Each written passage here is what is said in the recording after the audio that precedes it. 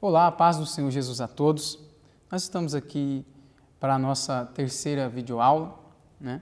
Mas antes da gente entrar na terceira videoaula de hoje, eu gostaria de relembrar alguns pontos da nossa aula passada, você que nos acompanhou, né? A aula passada que nós estivemos aqui, nós também queremos relembrar alguns pontos que o tema, que tinha por tema essa aula, como me identificar com Jesus Cristo. Então, a gente falou em alguns pontos dessa aula, que foi sobre identificar-se com Jesus na sua crucificação, na sua morte, né? No seu sepultamento e na sua ressurreição. Amém? Então, a gente falou que precisamos crucificar o nosso eu, né?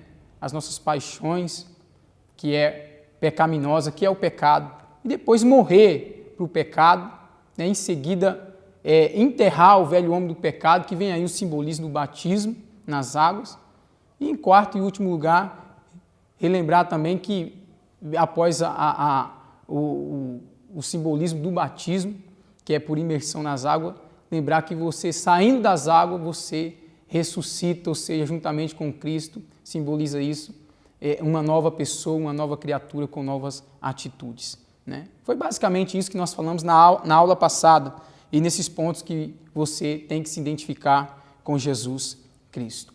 Amém? Mas a aula de hoje é uma aula muito boa, muito importante, então eu peço a sua atenção em nome de Jesus, amém? Para a aula de hoje, que tem por tema vidas paralelas. Vidas paralelas, né? E por que isso, irmão? Nós vamos fazer um paralelo da vida física com a vida espiritual, né? Fazer um paralelo da vida física com a vida espiritual. E fazendo um paralelo, eu gostaria de fazer uma pergunta para você. Você sabe quantas etapas tem a vida física? O básico da vida física? Bom, são basicamente 6 etapas que vêm aí na vida física, que nós vamos fazer um paralelo com a vida espiritual, que são geração, nascimento, né? Após o nascimento vem a alimentação, depois da alimentação, crescimento e adolescência, e quinto, retardamento do crescimento para alguns, que são aqueles que, por não se alimentarem no momento de crescimento ali, retardaram o seu crescimento. E sexto e último, né, a fase adulta ou a maturidade, homem perfeito, né? Essas são as 6 etapas básicas de uma vida. Não vou entrar em detalhe da pré-adolescência, enfim, eu quero falar apenas dessas 6 etapas básicas, né, de uma vida. E quero fazer um paralelo dessas 6 etapas com a vida espiritual. Então, hoje nós vamos falar sobre isso. Por isso que tem por tema essa lição, vidas paralelas, né? Vidas paralelas. Então, vamos lá. Então, a primeira fase de uma vida é o quê? É a geração, né? Quando pelo um sêmen humano, né? Aí, no útero de uma mulher, é gerado, né, uma criança. E aí começa, então, a vida do ser humano, na geração. Né? Entre uma relação amorosa de um homem com a mulher, e após nós sabemos que vem a geração. E nessa primeira etapa é que nós também queremos fazer um paralelo com a vida espiritual. Também não é diferente na vida espiritual, né? Então vamos ver o que diz a Bíblia sobre a geração, a primeira fase de uma vida. Em 1 Pedro, capítulo de número 1, versículo 3 e depois o versículo 23, mas vamos ler o 3 primeiro, que diz assim a palavra de Deus. Bendito seja o Deus e Pai de nosso Senhor Jesus Cristo. Conforme a sua grande misericórdia, Ele nos regenerou para uma esperança viva por meio da ressurreição de Jesus Cristo dentre os mortos. Versículo de número 23 diz assim: vocês foram regenerados ou gerados, não de uma semente perecível, ou em outras Bíblias que diz corruptível, mas da incorruptível por meio da palavra de Deus, viva e permanente, ou viva e que permanece para sempre. Então, para nós explicarmos isso aqui, a Bíblia diz assim, que a fé vem pelo ouvir, e ouvir a palavra de Deus, ouvir a palavra do Senhor. Então, quando acontece a geração? Ocorre dessa maneira, quando alguém, ouvindo a palavra de Deus, essa pessoa então é tocada, né? Essa pessoa então é comovida pela palavra, ela ouve e a palavra então começa a gerar ali uma criança no reino espiritual, assim como também é na vida física, né? E Deus fala assim, que nós não fomos gerados de uma semente corruptível, mas de uma incorruptível pela palavra de Deus, viva e que permanece para sempre. Então, nós somos gerados pela palavra de Deus. Qual que é a semente, irmão? A semente é a palavra que produziu fé em teu coração e fez com que você aceitasse Jesus. Ali começou a vida espiritual, neste momento, né? A partir da semente da palavra de Deus que produziu fé em teu coração e vida espiritualmente. Então, e o que é uma semente incorruptível? A Bíblia se refere aqui à palavra de Deus como incorruptível, viva e que permanece para sempre. É aquilo que é eterno, é aquilo que não morre, não se corrói, não se destrói, né? Mas o que é uma semente corruptível? É aquilo que se destrói, aquilo que é mortal. Mas você e eu fomos gerados de uma semente incorruptível, imortal, que não perece, não se destrói, não morre, que é a palavra de Deus viva e que permanece para sempre. Amém? Então, passa então a geração. Fomos gerados pela palavra. Começamos então a crer.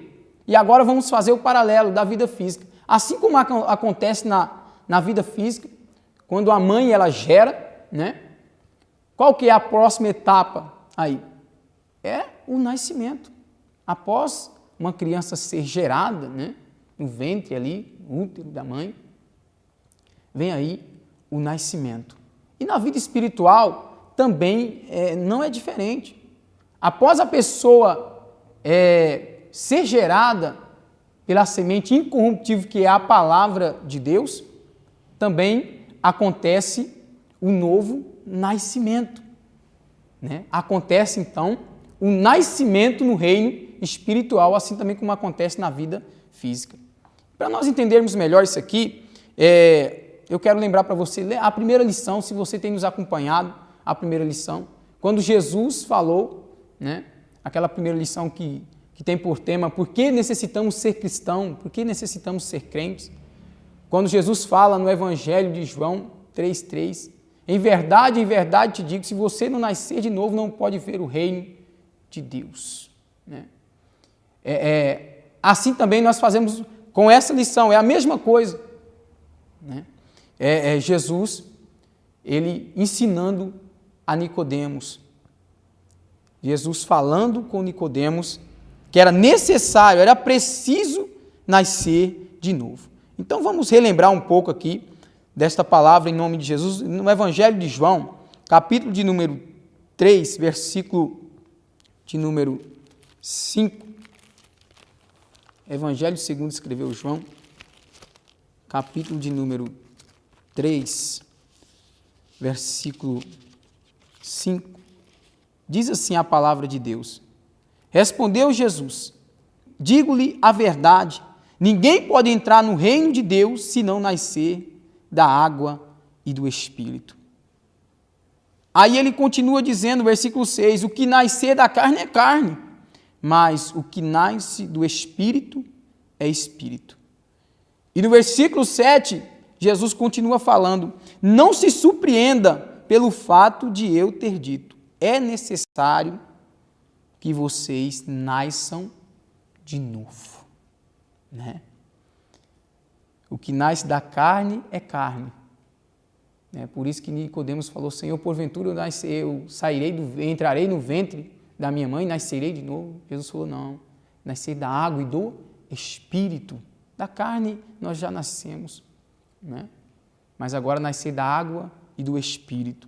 Jesus fala, é necessário nascer de novo. Então, é preciso ocorrer um novo nascimento na vida do cristão. É necessário ocorrer um novo nascimento. E o cristão que nasceu de novo, olha só o que diz a Bíblia, é um cristão que não vive, aquele que nasceu de novo, não vive na prática do pecado. Vamos lá, vamos entender melhor aqui. Em 1 João, primeira carta de João aqui, capítulo de número 3, versículo 9, diz assim a palavra de Deus: todo aquele que é nascido de Deus não pratica o pecado, porque a semente de Deus permanece nele e ele não pode estar no pecado, porque é nascido de Deus. Então, alguém que nasceu de novo, alguém que ouviu a palavra, creu em Jesus, o aceitou, houve aí um nascimento, esse alguém, ele não vive na prática do pecado, ele não torna a pecar. Pelo contrário. Por quê? E por que, irmão, ele não faz isso? Porque ele não torna o pecado, porque ele não torna a falhar. Porque a semente, lembra da geração? A semente, que é a palavra de Deus, está nele, está nessa pessoa. Então, ele não pode estar no pecado, porque é nascido de Deus. Amém? Para a gente entender melhor, vamos ler Romanos, entender melhor essa parte sobre o novo nascimento aqui. Aos Romanos, capítulo de número 6. Aos Romanos, capítulo de número 6,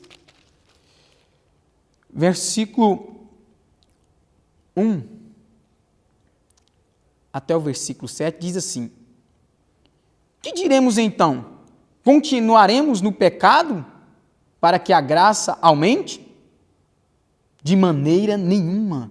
Nós, os que morremos para o pecado, como podemos continuar vivendo nele? Ou vocês não sabem que todos nós que fomos batizados em Cristo Jesus, fomos batizados em sua morte? Portanto, fomos sepultados com ele na morte por meio do batismo, a fim de que, assim como Cristo foi ressuscitado dos mortos, mediante a glória do Pai, também nós vivamos uma vida nova. Se dessa forma fomos unidos a Ele na semelhança da sua morte, certamente o seremos também na semelhança da sua ressurreição. Pois sabemos que o nosso velho homem foi crucificado com Ele, para que o corpo do pecado seja destruído e não mais sejamos escravos do pecado. Pois quem morreu foi justificado do pecado. Quem morreu, então, foi justificado. Aí, a gente entender melhor isso aqui, irmãos, sobre o novo nascimento. Versículo 1. Permanecer no pecado? De maneira nenhuma. De maneira alguma. Versículo 3. Todos que forem batizados serão batizados em sua morte. Então tem que morrer para o pecado. Isso é o novo nascimento. Versículo 4 diz que fomos sepultados com ele por meio do batismo, onde nós falamos na aula anterior que nós fomos sepultados com Cristo. Ali o sepultamento simbólico por meio do batismo nas águas. Versículo 6, fomos crucificados com ele. E versículo 7, fomos justificados porque morremos. Então, alguém nasceu de novo ali quando realmente ele morre pro pecado. Ele crucificou o seu eu, Ele renunciou às paixões, morreu para o pecado, foi sepultado por meio do batismo e agora, ao levantar, ao sair das águas, se torna uma nova criatura, com novas atitudes, né? Um novo sentido de vida aí, na palavra de Deus. Então, esta pessoa nasceu de novo. Aí, esta pessoa, então, nasceu de novo. Amém? Então, queridos, após o nascimento, o que acontece na vida física? Após uma criança nascer, precisa ser alimentado, não é assim? Então, na vida espiritual também não é diferente. Né? Após nascer alguém no reino espiritual, ele precisa ser alimentado. Precisa ser alimentado ali com a palavra de Deus. Então, vamos a 1 Pedro, capítulo 2, versículo 2, diz assim a palavra de Deus: como crianças recém-nascidas, desejem de coração o leite espiritual puro, para que por meio dele cresçam para a salvação. O que é esse leite aí que Pedro está falando? O que é o leite espiritual, o racional, né, que Pedro está falando? É o ensino correto da palavra de Deus. A pessoa nasceu, então ela precisa do ensino, ela precisa do alimento, né, espiritual, que é a palavra de Deus. Né? Para que por meio desse alimento ela vá crescendo. Assim como na vida física, uma criança ela se alimenta, então ela vai crescer. Na vida espiritual é da mesma forma, meu amado. Você que está me vendo e quer crescer espiritualmente, então se alimente da palavra de Deus. Eu até aconselho a todos que estão me vendo, estão ouvindo esta mensagem, leia a Bíblia, se alimente da Bíblia, que é a palavra de Deus. Você precisa do ensino da Bíblia Sagrada, que é o leite espiritual puro, para que por meio dele você cresça espiritualmente. Irmão Tiago, e qual que é então, se tem um leite puro espiritual, tem o falsificado? Tem também. O leite falsificado é o ensino errado da palavra de Deus.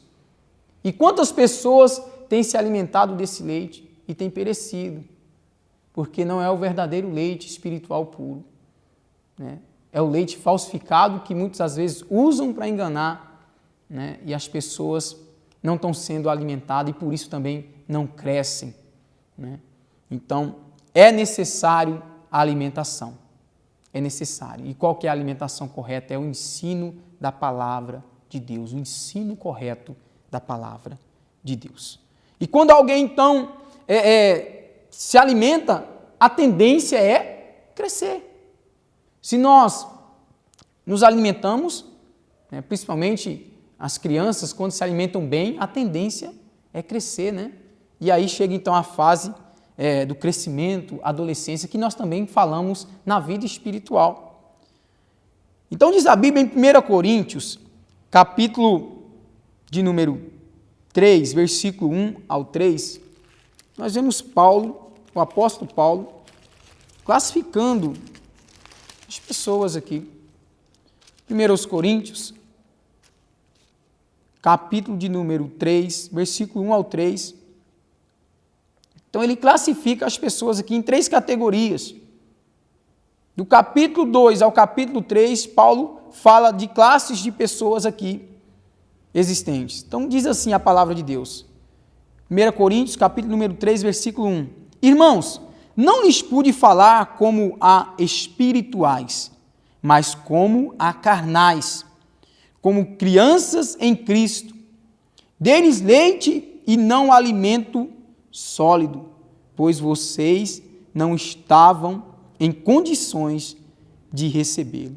E de fato, vocês ainda não estão em condições, porque ainda sois carnais, porque visto que há inveja, divisão entre vocês, não estão sendo carnais e agindo como mundanos? Então o apóstolo Paulo, ele aqui classifica 3 tipos de pessoas, né? nesse texto.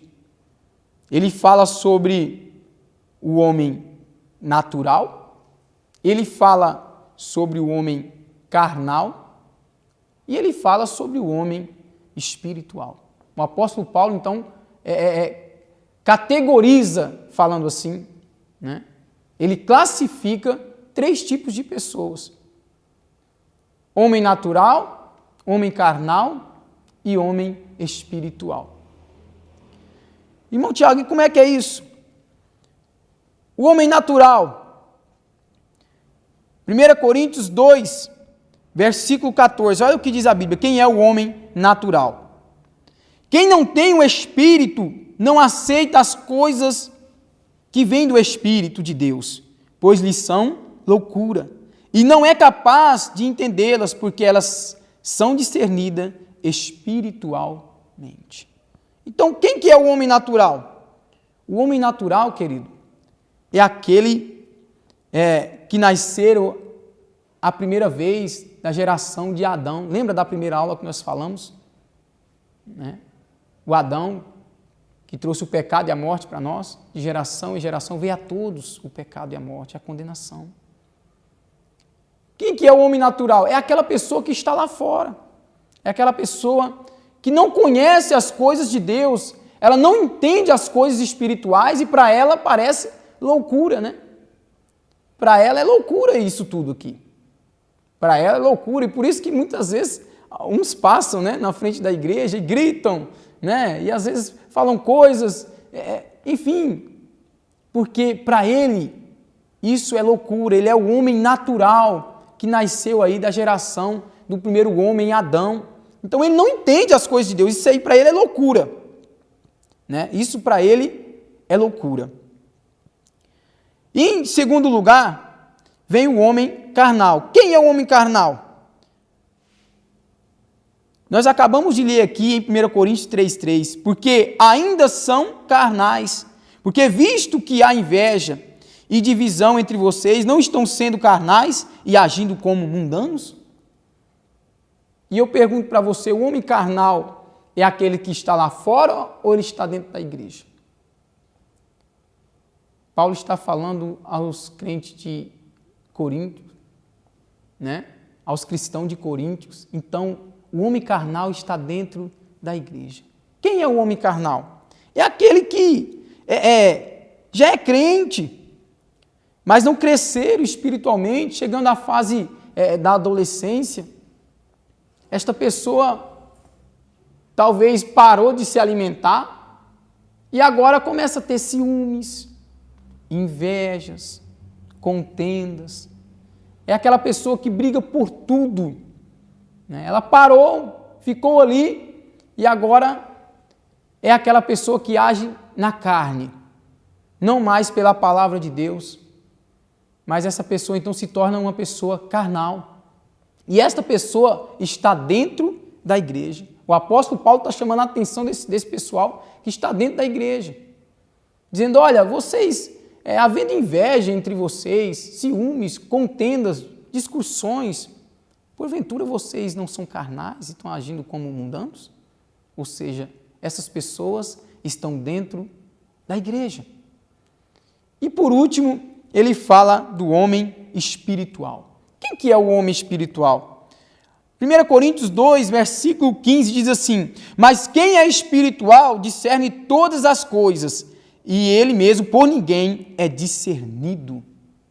Ou seja, o homem espiritual é aquele que entende bem tudo, discerne bem tudo, e por ninguém é discernido. É aquele homem que julga tudo corretamente, conforme a palavra de Deus, e por ninguém é julgado. Sabe por quê, irmão? Porque não tem ninguém tem nada contra aquele homem, porque é alguém que serve a Deus, é o homem espiritual, é aquele que serve ao Senhor corretamente, conforme a Bíblia Sagrada.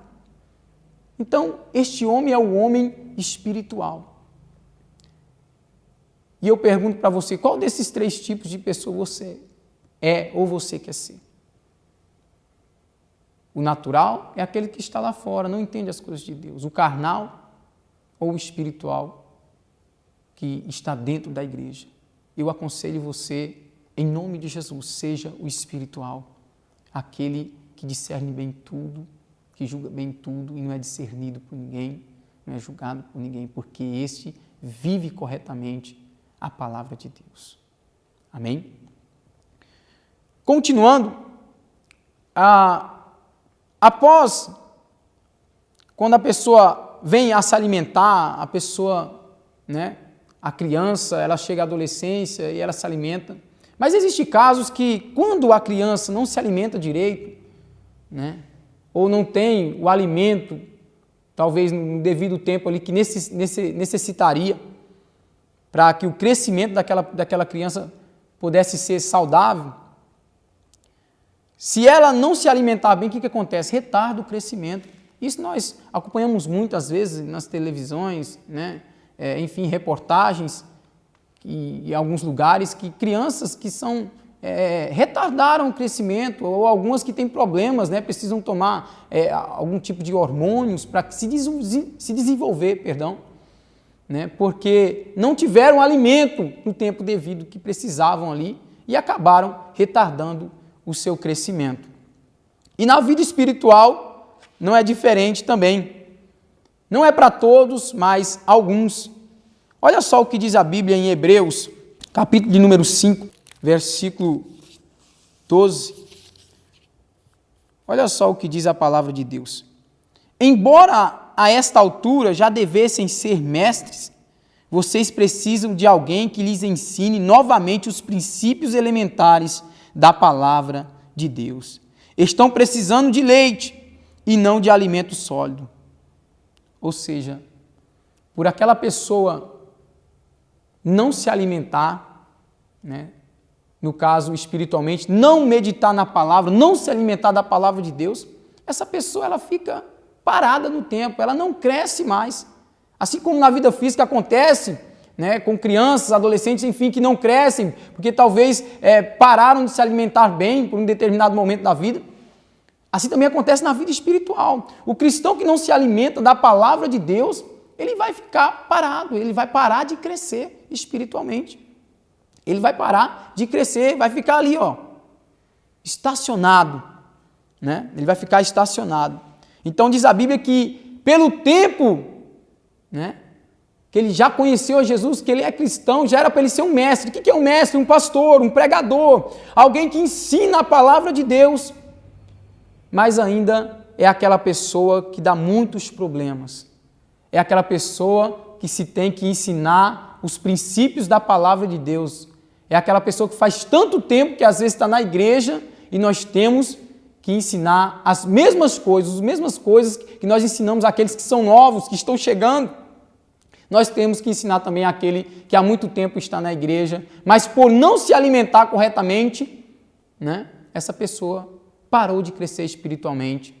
Devia ser um mestre, mas agora é aquela pessoa que dá muitos problemas para o pastor, e o pastor, enfim, tem que aí corrigir, orientar, né, muitas vezes, e ensinar as mesmas coisas muitas vezes. E enfim, isso é para alguns. Mas fazendo um paralelo na vida física, passa-se também essa fase e chega aí na maturidade, ou seja, homem perfeito, ou mulher adulta, homem adulto, né, na vida física. E na vida espiritual também não é diferente, chega a ser homem perfeito, a maturidade, né, espiritual. Nós já vimos que a vida ela tem essas 5 etapas anteriores que nós falamos, que são geração, nascimento, né, alimentação, crescimento e adolescência, retardamento do crescimento para alguns e a última fase da vida física, que é a maturidade, ou seja, chegou a ser homem, chegou a ser mulher, né, homem perfeito, também chega a ser a maturidade espiritual diante de Deus. Chegou a ser homem perfeito, Arão perfeito diante de Deus. Vamos ver o que diz a Bíblia? A palavra de Deus diz em Efésios, capítulo de número 4,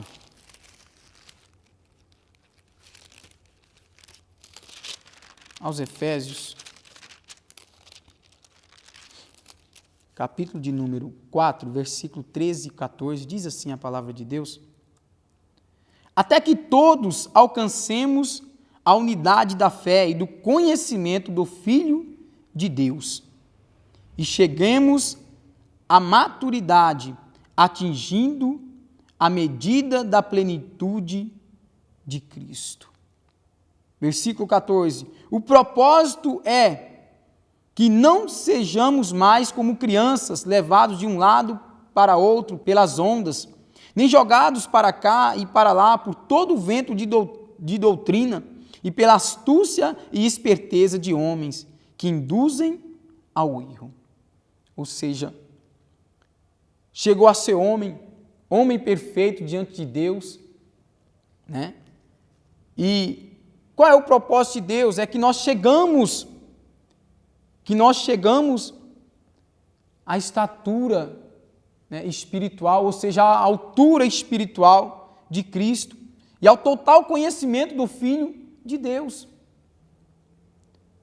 É o que diz aqui no versículo 14, o propósito é que não sejamos mais como crianças, levados de um lado para outro, pelas ondas, nem jogados para lá, nem para cá, todo o vento de doutrina, e pela astúcia e esperteza de homens que induzem ao erro. Ou seja, Deus quer que você chegue nessa altura espiritual. A altura espiritual, este é o propósito de Deus, que você chegue à altura espiritual de Jesus Cristo, né? Ao conhecimento total de Jesus Cristo, à altura espiritual de Jesus Cristo, né? Este é o homem perfeito. Aí nós chegamos então a ser homem, a ser varão perfeito diante de Deus, quando nós chegamos a esta altura. Eu sei que não é pouca responsabilidade isso, não é. Mas este é o propósito de Deus para mim e para você. Então, vamos ler ainda Romanos, capítulo de número 8, versículo 29. Aos Romanos, capítulo número 8, versículo 29. Olha só, a minha e a tua posição diante de Deus. Pois aqueles que de antemão conheceu, também os predestinou para serem conformes à imagem de seu Filho, a fim de que ele seja o primogênito entre muitos irmãos. Olha aí. Então, o propósito de Deus é que você chegue à altura espiritual de Jesus, a fim de que ele seja o primogênito entre muitos irmãos. É como se falar assim, nós fôssemos pequenos cristos, irmãos de Jesus Cristo, nosso Senhor. O nosso irmão mais velho e Senhor sobre nós. Este é o propósito de Deus para mim e para você, né? Então, o propósito que Deus quer para mim e para você é que nós chegamos a esta altura espiritual, a estatura espiritual de Jesus Cristo. E por que seremos semelhantes a Cristo? Porque seremos semelhantes a Cristo? Vamos voltar lá para a gente encerrar esta aula em nome de Jesus. Em 1 Pedro, vamos lá, vai nos falar aqui, porque nós seremos semelhantes a Cristo. Nós acabamos de ler, mas vamos relembrar. Em 1 Pedro 1, 23, diz assim a palavra de Deus: vocês foram regenerados não de uma semente perecível, mas imperecível por meio da palavra de Deus, viva e que permanece para sempre. Seremos semelhantes a Cristo, né? Por quê? Porque nós somos gerados pela palavra de Deus. Nós somos gerados pela palavra do Senhor. Assim também como Jesus foi gerado pela palavra de Deus, né? A Bíblia diz que ele era o Verbo, e o Verbo se fez carne. E você conhece essa história que diz que o anjo, né, se apresentou a Maria, a jovem Maria, e ali falou que o Espírito do Altíssimo, ou seja, segundo a palavra de Deus, o Espírito do Altíssimo ia se apoderar, ia vir por sobre ela, e ela se encontraria grávida. Ou seja, Jesus não foi gerado de um sêmen humano, Jesus foi gerado do Espírito Santo, como diz a Bíblia. Você vai encontrar aí nos evangelhos de Mateus, Lucas, enfim. Você vai encontrar a história falando de Jesus. Então, Jesus foi gerado pela palavra de Deus. E nós seremos semelhantes a Cristo, porque fomos gerados também pela palavra de Deus. Este é o propósito de Deus para mim e para você, em nome de Jesus.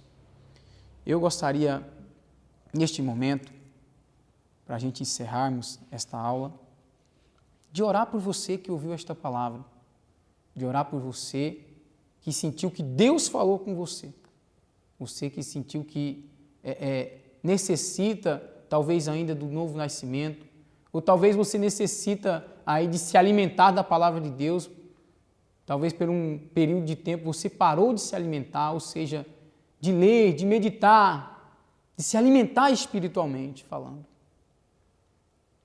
Talvez você parou no tempo. Então hoje eu convido você em nome de Jesus a fazer essa oração comigo. Ou talvez você mesmo que está passando grandes problemas na sua vida, angustiado, enfim, enfermo, perturbado. Em nome de Jesus eu quero fazer uma oração com você agora. Vamos orar. Pai, em nome de Jesus Cristo, meu Deus, eu oro agora, meu Pai, por todos aqueles que estão vendo e ouvindo esta palavra, por todos aqueles que estão agora, Senhor, do outro lado, este homem e esta mulher que foi tocado pelo Senhor, que o Senhor falou poderosamente ao seu coração. Meu Deus, esta pessoa que talvez neste momento está passando aflições, talvez neste momento está longe do Senhor, talvez afastado do Senhor, talvez estacionado, Pai. Eu oro agora por esta pessoa, meu Deus, que ouviu esta palavra e foi fortemente impactado com a palavra do Senhor. Meu Deus querido, em nome de Jesus, eu venho a Ti agora pela vida deste homem, desta mulher, deste jovem, em nome de Jesus Cristo, meu Deus. Meu Pai querido, eu peço ao Senhor neste momento, que o Senhor toque na vida dele agora, que o Senhor toque na vida dela, Senhor, em nome de Jesus. E eu repreendo a toda angústia na alma, a toda tristeza, a toda derrota, a todo fracasso. Eu repreendo a todo espírito imundo, Pai, que tem prendido a vida deste homem, talvez na prostituição, meu Pai, no medo, no adultério, na corrupção, nas coisas que não vêm do Senhor, que tem prendido este homem no pecado, no erro, Pai, e não tem deixado ele crescer diante do Senhor, o meu Deus. Meu Pai, em nome de Jesus, eu amarro todo mal, Senhor. Eu amarro todo demônio agora e quebro qualquer corrente maligna sobre a vida deste homem, desta mulher. Quebra toda obra maligna em nome de Jesus Cristo. E digo, saia em nome de Jesus. Eu determino este homem, esta mulher liberta, abençoada. E a partir de hoje, Senhor, o Senhor fortaleça ele, fortaleça ela, para que ele e ela possa caminhar diante do Senhor. Meu Pai, servindo ao Senhor fielmente e cresça espiritualmente, meu Deus, diante de Ti. Ó Deus, para a salvação e para a vida eterna. Para a glória do Teu nome, Pai, para o Teu louvor. Meu Deus, toca nesse homem agora, nesta mulher também, que talvez está enfermo. Meu Pai, que está desenganado. Neste momento, Senhor, eu ministro cura em nome de Jesus. E digo a todo espírito que causa dores e enfermidades no corpo, na coluna, nas pernas, dores de cabeça, enxaquecas. Pai, em nome de Jesus, eu ordeno todo mal. Pega tudo que é teu agora, mal. Demônio, espírito das trevas, que tem perturbado a vida desta pessoa, deste homem, desta mulher com a enfermidade, com as dores, com meu Pai, com tumor, com nódulo, enfim, com a depressão. Eu ordeno em nome de Jesus, saia e vá embora. Em nome de Jesus Cristo, eu determino essa pessoa liberta agora. E eu determino a cura na vida dela, Pai, em nome de Jesus, meu Deus, em que há poder. Meu Pai, que a Tua salvação alcance ele e alcance ela. E que esta palavra, Senhor, produza, meu Deus querido, vida. Produza muitos frutos na vida dessas pessoas, em nome de Jesus. Amém e amém. Que Deus abençoe a você que tem visto, a nossa aula. E eu convido a você, em nome de Jesus, para a nossa próxima aula. você que assistiu essa, continue a nos acompanhar em nome de Jesus. A nossa próxima aula é o nome de Jesus Cristo. Que Deus te abençoe em nome de Jesus. Amém.